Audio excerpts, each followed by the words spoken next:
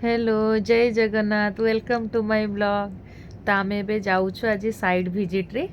तो आम बहुत दिन प्लानिंग करूँ आम साइड रे कौन केमती काम हो तो टे देखापी।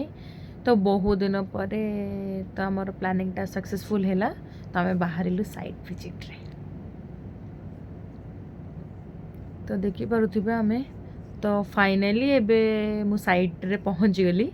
तो देन मु कैप्चर कली आमर कौ जाए कौन सब काम होइछि। तो देखुवे केते सारा बिल्डिंग्स हो गलानी। तो जदि आपण मैंने भी किणवा चाहूँगी आमर पीस विल्लारू गोटे विल्ला देन मत कांटेक्ट करें। बहुत बढ़िया रोचे आमर यहाँ गोटे प्रोजेक्टा ट्रिप्लेक्स रोचे। देन जो सब आमर विलाज हो जाता तो से विलार किसी इंटीरियर मु कैप्चर कली। देन जाएंगे तार टिके बाहर भी देखिली तार एक्चुअली व्यूटा केमती कौन आसूची। तो ये देखिपे मु पूरा बाहर भ्यूटा के देखा केते मस्त अच्छी। जो कंप्लीट हो बहुत बढ़िया लगे प्रोजेक्टा।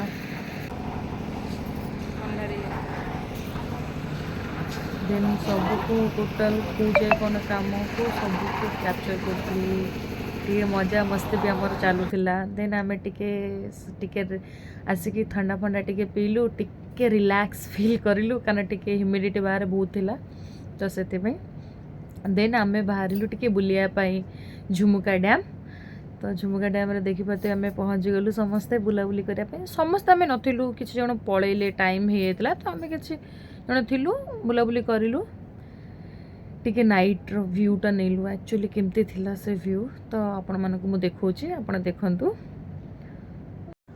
तो एतिकी थिला आज आमर ब्लॉग। तो बहुत रात हेलाणी एबे आम रिटर्न करछु घर को। बाय।